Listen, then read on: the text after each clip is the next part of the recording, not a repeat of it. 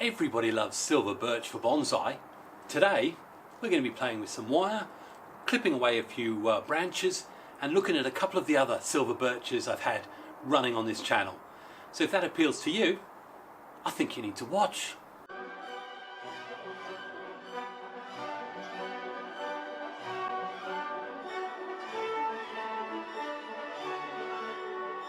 Hi, it's Xavier and welcome to my bonsai retreat. Today is all about silver birches. Probably left it maybe a week longer than I wanted to, but we've still got the leaves holding on, so I can still do some styling. The main thing I want to do with this silver birch is wire it downwards, so there won't be any big pruning, and I should be alright with that. Now the problem with the bigger trees, especially at this time of the year, is going to be background, so I apologise now that you can't see all the structure.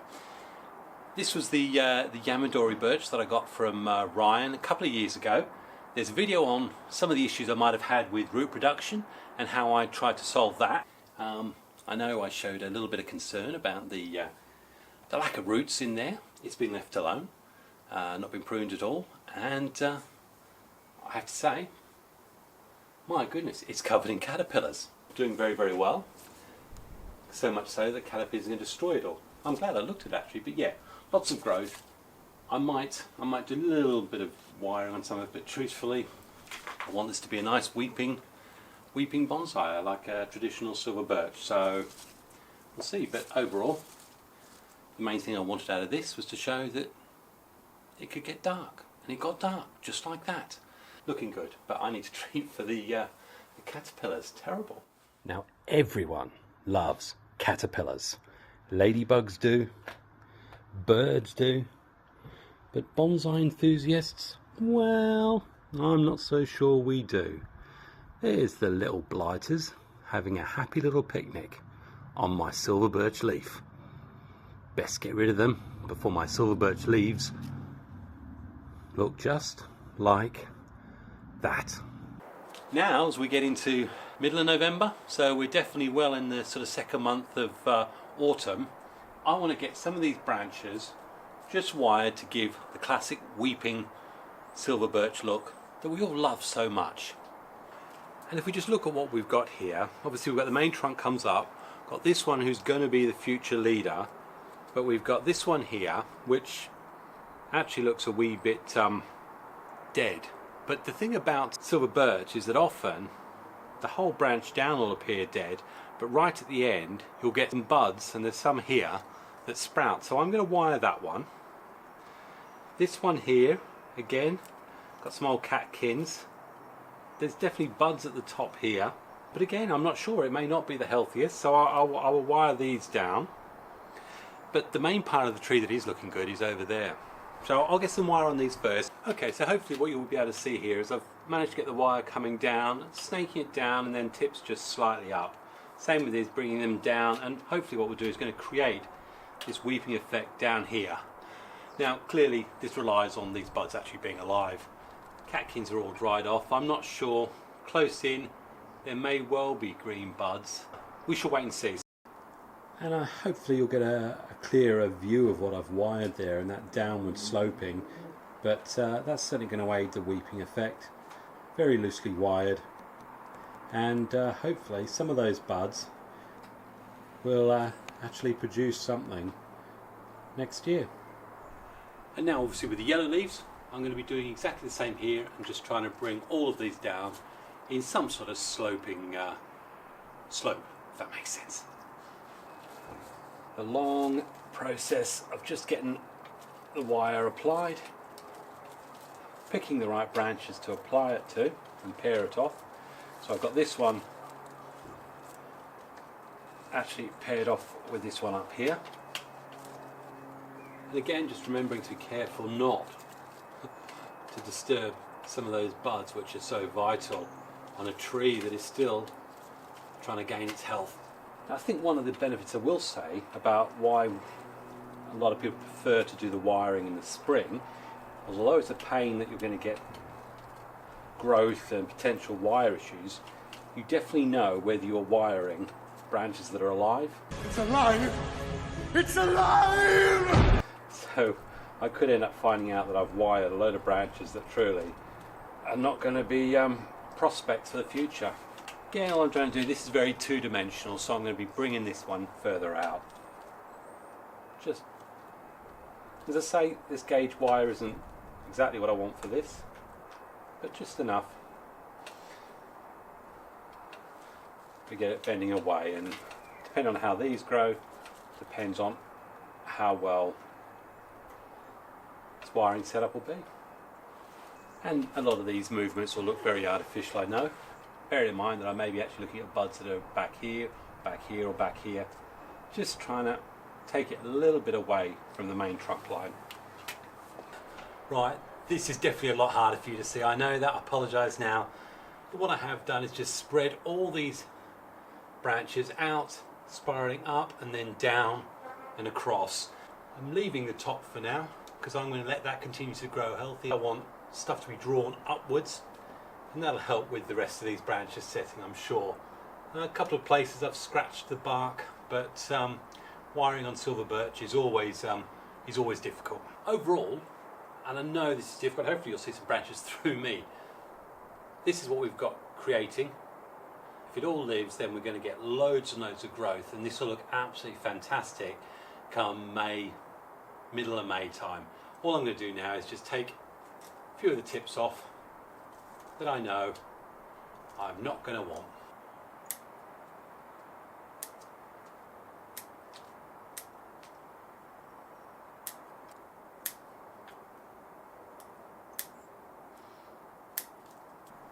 Just hopefully you can get some idea of what it's looking like. Hopefully you've seen something from this one. I'm really happy with the amount of work I've done on it. Clearly you're going to see the benefit of it in the spring when we've got some nice green bright colours and I find a better background. For those of you who've noticed, the left toe is still naked, and it's looking a bit blue now because it's only 6 or 7 degrees right now, so I need to get inside. But once I've warmed up, I'm going to go out and hit my other silver birch, which is the one with the whole rebuild on the top. But I'm going to get something to eat first. Okay, well, this is the one we're talking about, and I've actually waited for a couple of days because I was hoping to do this outside, because as you can see, we can't capture it all inside, and now what I can do about that, so I do apologise. Firstly, quick reminder of what happened here. But the first of them is going to be this Yamadori grasshopper. I grew him from a little small metal shaving. No, anyway, is this silver birch. Look at that, and there's the size of my hand, and that's the Nambari on it. Absolutely massive. Beautiful, beautiful. It's the first time I ever retrieved a tree from the field as well, and the bark on this silver birch is beautiful. There's some silver bits in there. So just how gutting is it when you come out, you're feeling pretty good with yourself, you've got a load of bonsais to do, the weather's great, and your prized silver birch Yamadori, which you've done on previous videos, and you said everyone, oh, it's going to be fine, and then you look at it, and you look at that apex or that crown, and you go, no, and sure enough, apex is gone, that branch is gone, there's a branch down there that's gone, and you turn around, you look at the tree, and you see a few bits of green somewhere in there. Okay, well, yeah, it was a complete and utter disaster last year, and for whatever the overall reasons, the sun completely and utterly destroyed the top third. But the rebuild is going really well, and I am extremely happy with it. So all that's going to happen today is, as I did earlier, I'm going to be cutting back just to 1 or 2 buds, really, and I'll go around and do that. Now, you'll remember me talking about this junction, this branch here coming low down, and it really doesn't work, except for one thing. Obviously, we've got it almost across from this one here, almost in a straight line with this. So we've got 3 from the junction, but I'm still not yet ready to remove it. And the main reason is that is the direct bank. So that's giving me something out the back here. And until I decide firmly on the front or back, I'm leaving it. It's not causing major issues to any sort of swelling or anything like that. So I've just wired that out briefly. And now I'm going to take you up here.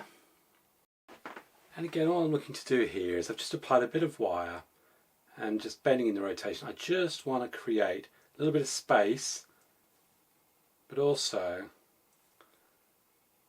just some changes in direction.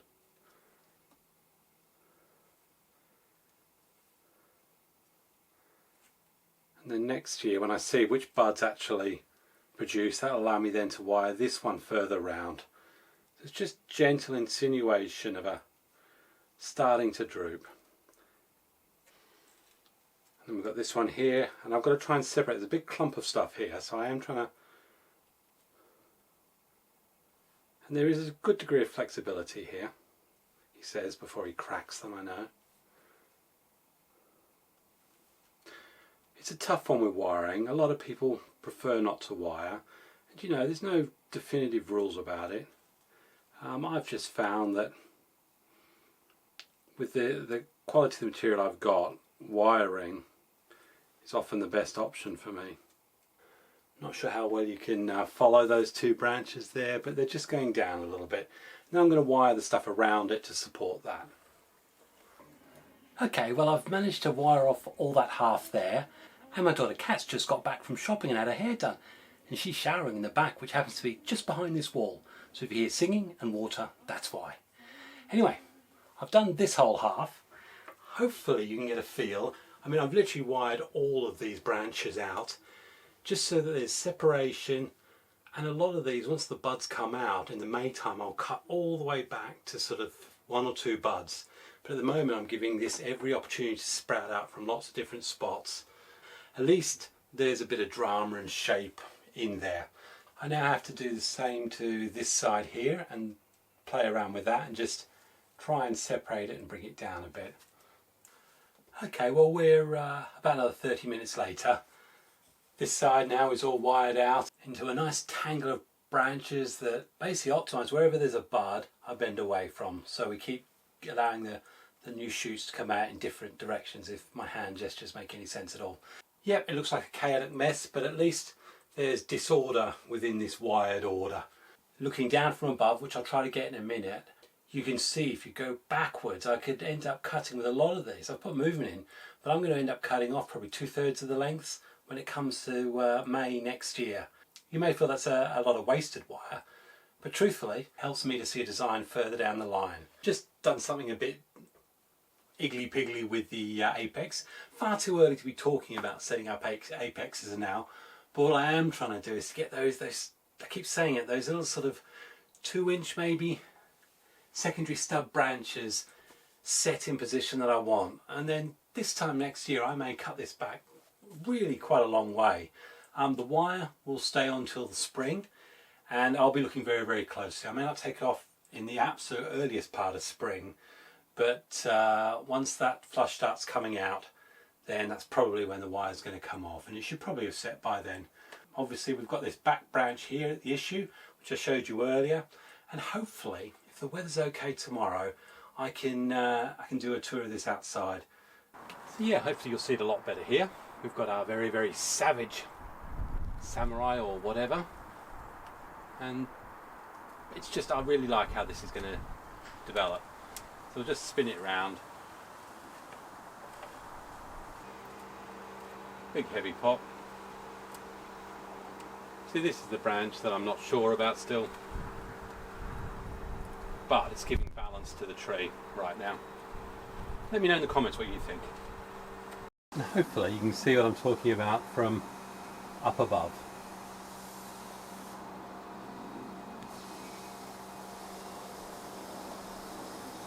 Yeah, very, very promising rebuild.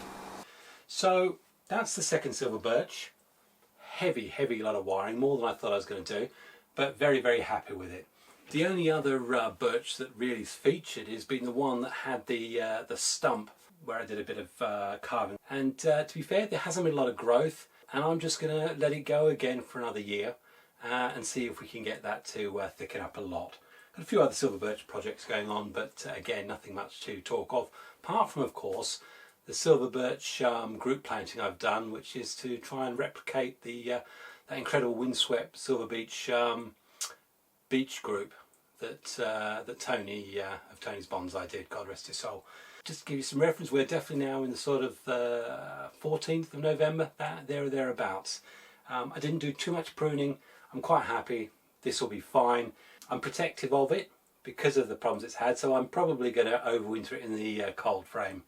Equally, these things are done perfectly well in the English winters. So, that's Silver Birch done for the year. Hope you've enjoyed it. Enjoy your bonsai, enjoy your family, enjoy life. If you like this, big thumbs up. If you haven't subscribed, then please. I noticed that probably nearly 60% of the people who actually view my videos aren't subscribed. It'd be nice. I'd appreciate it if you did. Even if 50% of the 50% subscribed, then that would make me feel all warm and fuzzy. So anyway, from Xavier, happy bonsai and God bless. Cheers.